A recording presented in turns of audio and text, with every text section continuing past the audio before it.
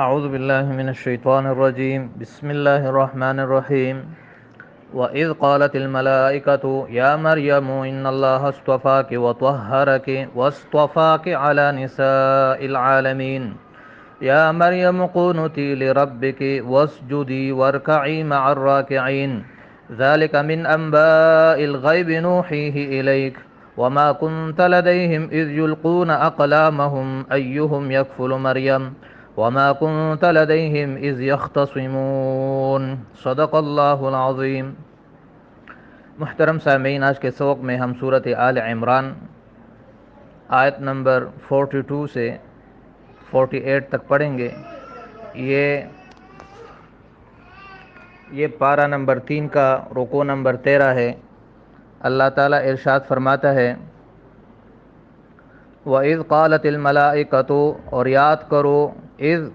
کرو، یہ اذ جہاں بھی آتا ہے اس سے پہلے اذکر محذوف ہوتا ہے اور اس میں گزشتہ کسی واقعے کی طرف اشارہ ہوتا ہے۔ وَإِذْ، اور یاد کرو جب، قالت الملائکۃ،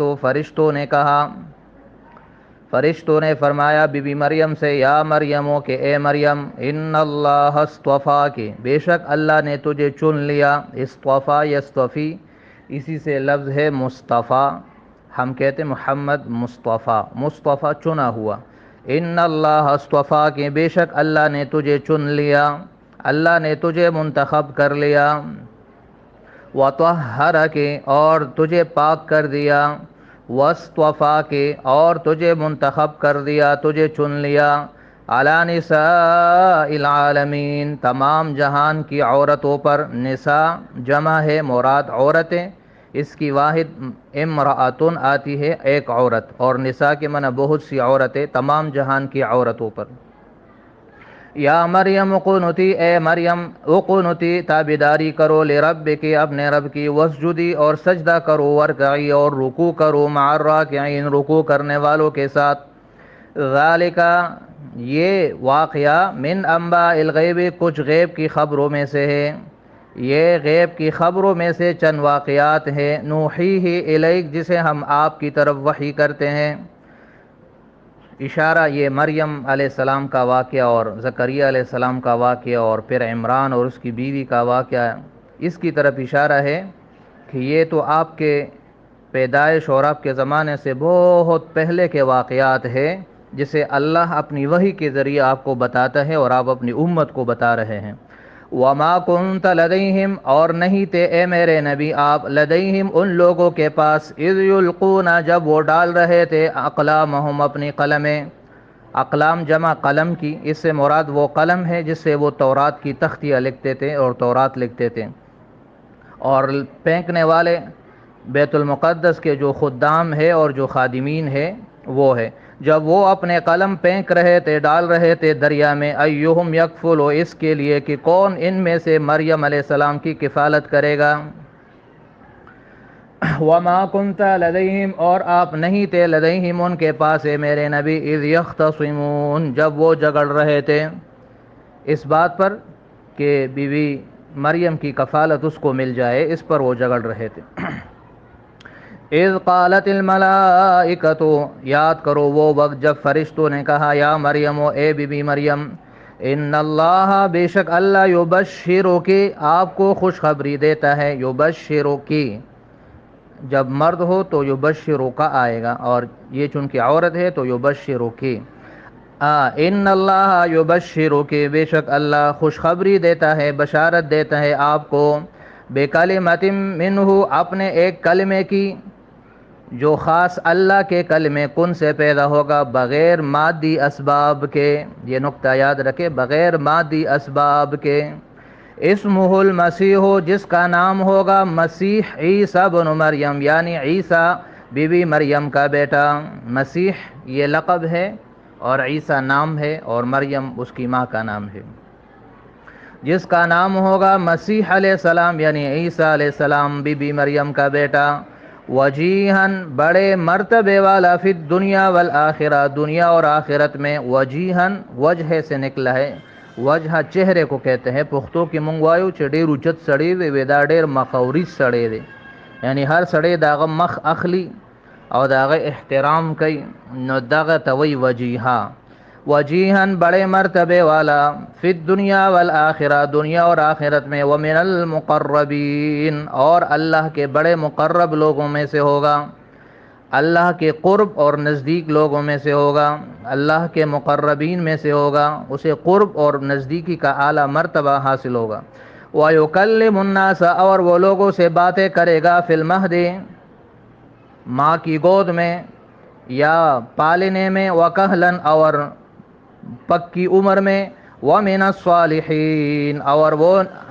اعلیٰ درجے کے نیک لوگوں میں سے ہوگا۔ کہلن یہ 40 سال اور 40 سال سے ابو عمر کو کہل کہتے ہیں۔ قالت تو بی بی مریم نے فرمایا رب اے میرے رب انا یکون لی ولدن کہاں سے ہوگا یکون لی میرے لیے ولدن بچہ ولم یمسسنی بشر حالانکہ نہیں چھوا مجھے بشر کسی انسان نے ہاتھ نہیں لگایا ابھی تک مجھے کسی انسان نے، یعنی میری شادی نہیں ہوئی، میرا شوہر ہی نہیں ہے، کہ مادی اسباب میں سے یہ ایک سبب ہے اولاد کے پیدائش کا۔ قال تو اللہ نے فرمایا کذالک اسی طرح ہی ہوگا، اللہ یخلق ما یشاء اللہ پیدا کرتا ہے جو چاہے، اذا قضا امرا جب وہ فیصلہ فرماتا ہے امرا کسی کام کا، اذا یہ مستقبل میں کسی کام کے متعلق آتا ہے، اور اذ ماضی میں یہ نقطہ یاد رکھے، اذا قضا امرا جب وہ کسی کام کا فیصلہ فرماتا ہے، فإنما يقول له تو یقیناً اس سے اتنا کہتا ہے کن کہ ہو جا فیکون بس وہ ہو جاتا ہے۔ وَيُعَلِّمُهُ الْكِتَابَ اور اللہ اس بچے کو علم دے گا ایک خاص کتاب کی، والحکمت اور حکمت کی، والتورات اور تورات کی، والانجیل اور انجیل کی، اللہ اسے تورات، انجیل، قرآن اور سنت کا علم دے گا۔ محترم سامعین، آج کے سوگ میں پہلی آیت میں آیت نمبر 42 میں اللہ تعالیٰ نے بی بی مریم کی فضیلت بیان کی ہے کہ اللہ نے اس کو چنا، اور چننے کا ذکر 2 مرتبہ کیا، اور اللہ نے اس کو پاک کر دیا۔ چننے کا مطلب ہے کہ اللہ نے اس کو فضیلت دی تمام جہان کی عورتوں پر، جیسے حدیث میں آتا ہے کہ مردوں میں تو بہت سارے کامل ہوئے، یعنی بہت سے پیغمبر آئے، البتہ عورتوں میں پیغمبر نہیں آئے، لیکن 4 عورتیں یا 5 عورتیں یہ کمال کو پہنچ گئی۔ حدیث کے الفاظ ہے کہ اس میں ایک آسیہ زوج فرعون ہے جو فرعون کی بیوی ہے، اور مریم بنت عمران ہے جو عیسیٰ علیہ السلام کی ماں ہے اور عمران کی بیٹی ہے، اور فاطمہ بنت محمد صلی اللہ علیہ وسلم ہے، اور خدیجہ بنت خویلد رضی اللہ تعالیٰ عنہ ہے۔ اور ایک حدیث میں ہے کہ عائشہ کی فضیلت یہ عورتوں پر ایسی ہے جیسے سرید کی فضیلت باقی کانوں پر، تو اس میں حضرت عائشہ کی فضیلت ہے۔ تو یہ 5 عورتیں احادیث کے مطابق یہ تمام عورتوں سے افضل ہے، تو اس میں بی بی مریم کا بھی تذکرہ ہے، جیسے اس آیت میں اللہ نے فرمایا اس کو کہ اللہ نے تجھے فضیلت دی تمام جہان کی عورتوں پر۔ تمام جہان سے مراد اس وقت کے تمام جو اقوام تھے ان میں جو عورتیں تھیں ان پر، اس سے حضرت عائشہ یا فاطمہ یا رضی اللہ تعالیٰ عنہ یا خدیجہ کی فضیلت کی نفی نہیں ہوتی، یہ نقطہ یاد رکھیں۔ اللہ نے تجھے پاک کیا، یعنی وہ جو یہودیوں نے آپ پر زناکاری کا الزام لگایا اس سے، یا گناہوں سے، یا کفر سے، یا شرک سے، یا حیض اور نفاس سے، یہ بھی اس کا کمال ہے کہ اس کو حیض اور نفاس سے اللہ نے پاک کیا، جیسے بی بی فاطمہ کی فضیلت میں یہ روایت ہے کہ اس کو بھی حیض اور نفاس سے اللہ نے پاک رکھا تھا، اور اسی طرح تمام بری عادات سے اور بری حرکتوں سے اللہ نے اس کو محفوظ کیا۔ تو یہ آیت نمبر 42 میں اس کی فضیلت ہے۔ آیت نمبر 43 میں اللہ تعالیٰ اس کی عبادت کا تذکرہ کر رہی ہے کہ اللہ نے مریم کو حکم دیا کہ اپنے رب کی عبادت کرو۔ قنوت کے معنی تابعداری، فرمان برداری، اللہ کے سامنے کھڑا ہونا، وسجدی سجدہ کرنا، اور رکوع، قیام، رکوع اور سجدہ مطلب ہے کہ اللہ کی عبادت کرو، جس طرح کہ باقی لوگ اللہ کی عبادت کر رہے ہیں ایسے ہی تم اللہ کے سامنے قیام، رکوع اور سجدہ کرو، اور اللہ کے سامنے عاجزی کرو۔ آیت نمبر 44 میں نبی علیہ السلام کی نبوت کی دلیل ہے کہ یہ جو آپ واقعات بیان کر رہے ہیں بی بی مریم کی، کہ اس کی پیدائش اس طرح ہوئی اور اس کی ماں نے اس طرح نظر مانا، اور پھر زکریا علیہ السلام نے دعا کی اور پھر اللہ نے اس کو بیٹا دیا، یہ سارے واقعات چونکہ ماضی سے ہیں اور آپ کے پیدائش اور دنیا میں ظہور سے بہت سے پہلے کے ہیں، غیب کی باتیں ہیں ایک قسم کی، اور تو یہ نبی علیہ السلام کی نبوت کی دلیل ہے۔ ایک مسئلہ یاد رکھے، نبی کو علم غیب نہیں ہوتا، البتہ اللہ تعالیٰ اس کو غیب کی بہت ساری چیزوں کا علم دیتا ہے، جیسے کہ نبی علیہ السلام نے ہم کو بہت ساری باتوں کا بتا دیا، جنت کا، جہنم کا، قبر میں کیا ہوتا ہے، اللہ کیسا ہے اور اس کی صفات کیسی ہے، اور فرشتے کیسے ہیں، جنات کیسے ہیں، جنت میں کیا ہوگا، جہنم میں کیا ہوگا، پولیس صراط کیسا ہوگا۔ یہ ساری غیب کے علم ہے اور غیب کی خبریں ہے، لیکن اس کو علم غیب نہیں کہتے، یہ نقطہ یاد رکھے، اس پہ بڑے جھگڑے ہوتے ہیں۔ آسان لفظوں میں آپ اتنا یاد رکھیں کہ علم غیب صرف اللہ کے پاس ہے، اور اللہ اپنے علم غیب میں سے نبی کو علم دیتا ہے تو وہ بواسطہ فرشتے کے ہوتا ہے۔